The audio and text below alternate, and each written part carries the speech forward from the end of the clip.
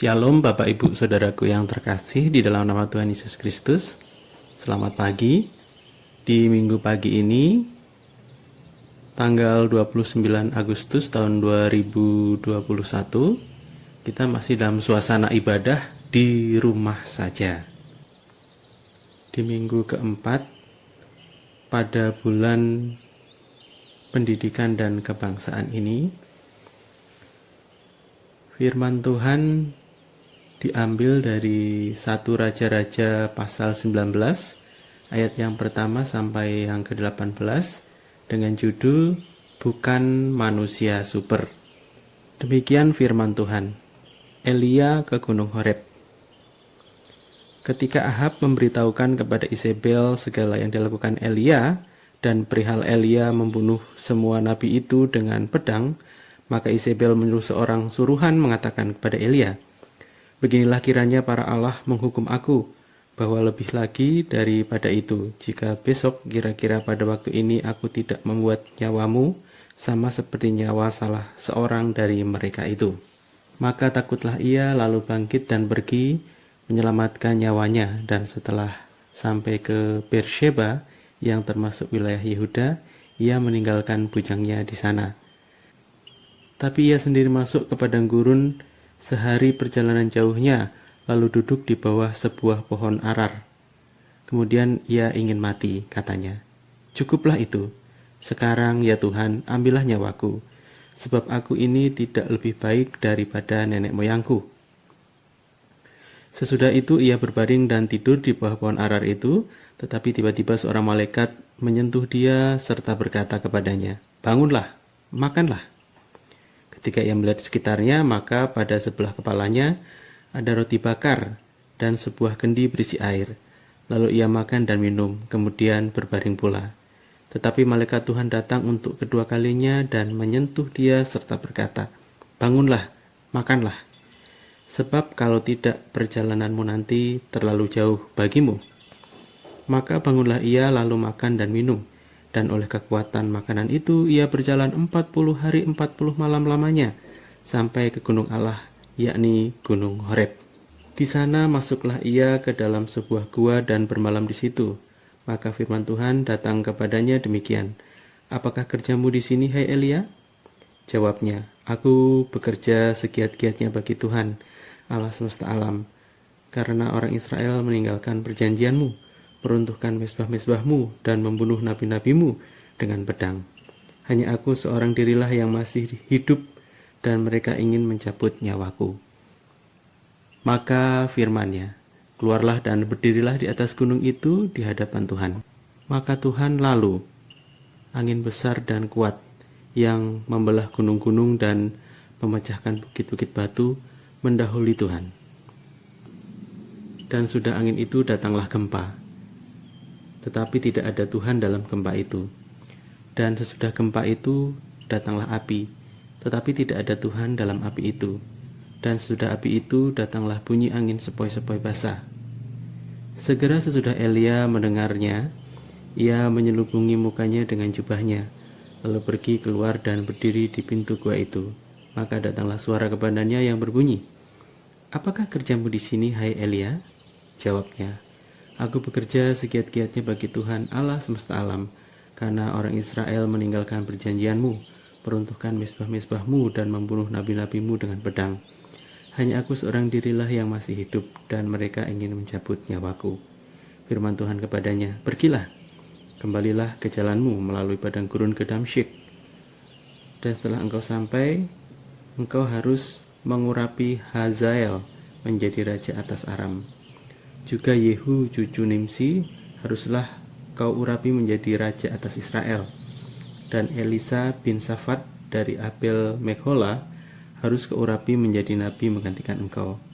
Maka siapa yang terluput dari pedang Hazael akan dibunuh oleh Yehu, dan siapa yang terluput dari pedang Yehu akan dibunuh oleh Elisa. Tetapi aku akan meninggalkan 7.000 orang di Israel, yakni semua orang yang tidak sujud menyembah Baal dan yang mulutnya tidak mencium dia." Amin. Bapak Ibu Saudaraku yang terkasih di dalam nama Tuhan Yesus Kristus, Kita sudah bekerja dengan mengerahkan segala yang kita miliki, tetapi masih belum memberikan hasil yang menggembirakan. Atau kita sudah bekerja sedemikian rupa dan sampai pada titik tertentu di mana kita telah merasa lelah, tetapi takut pekerjaan kita menjadi sia-sia. Kita tidak sendiri. Ada banyak orang yang mengalami hal seperti kita. Satu di antaranya adalah Elia. Setelah berjuang sedemikian rupa, Elia merasa apa yang dikerjakannya tidak membawa hasil. Ia melihat orang Israel masih saja jahat dan berpaling dari Allah. Bahkan ia juga menyaksikan bagaimana kejahatan itu tampak sangat berkuasa. Hal itu nyata benar ketika Ratu Isabel dengan terbuka berani mengancam Elia. Di Gunung Horeb, Elia dengan rasa putus asa mengadukan semuanya kepada Allah. Dalam ucapan Elia, terasa benar rasa frustasi tengah meliputinya. Bahkan Elia benar-benar ada pada titik paling kritis, sampai-sampai meminta Allah mengambil nyawanya. Perjumpaan Elia dengan Allah di Gunung Horeb mengubah semuanya. Allah tidak menyalahkan Elia, tidak juga mengambil nyawanya, sebagaimana permintaan Elia.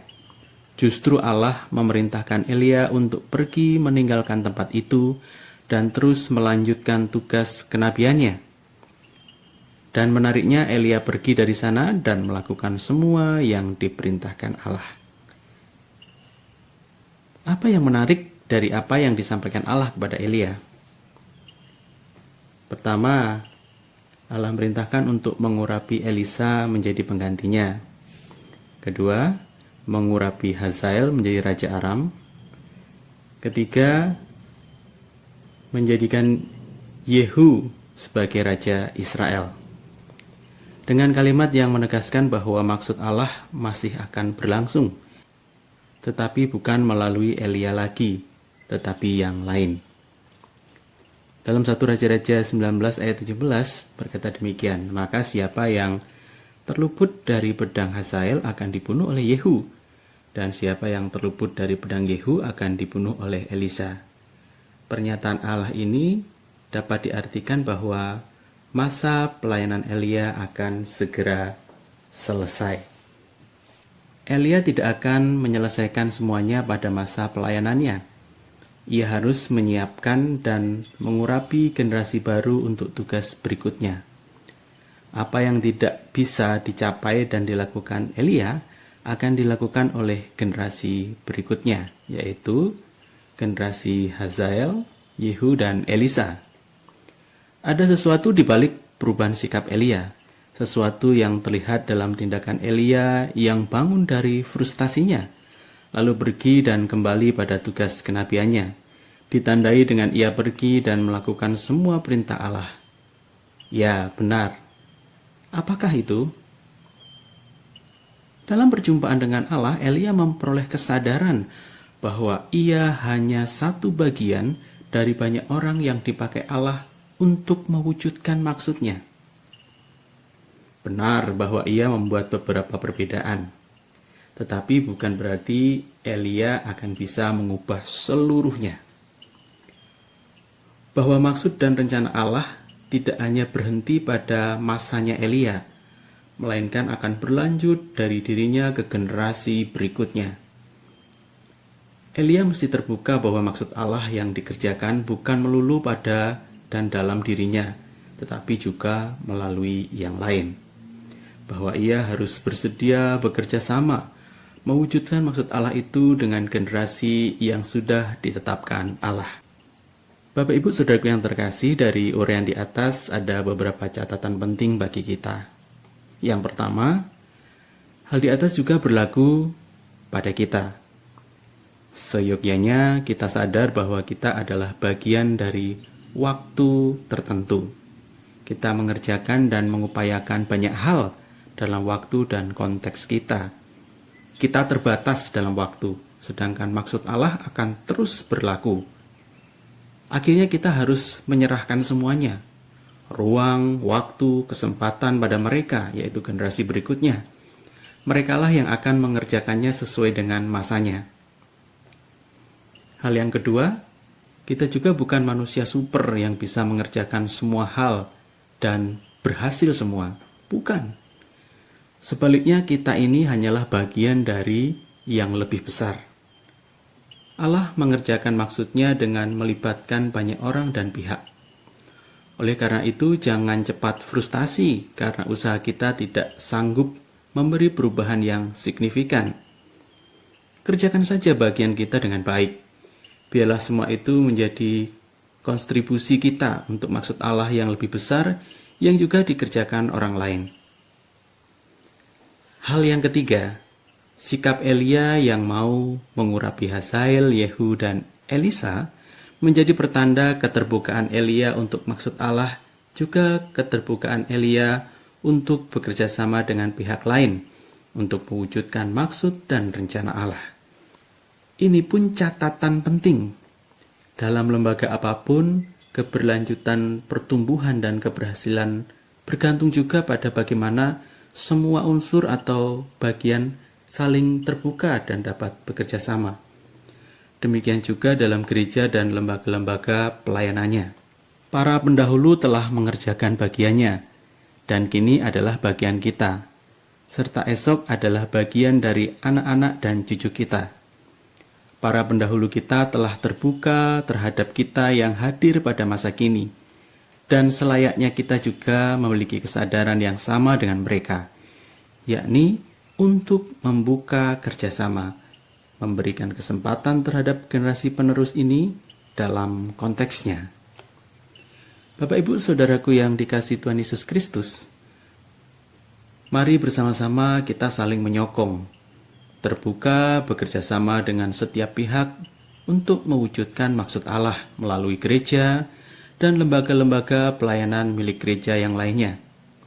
Kiranya dengan demikian lembaga pelayanan ini dapat terus tetap hadir dan berkontribusi dalam peri kehidupan yang lebih luas, menjadi berkat bagi banyak orang.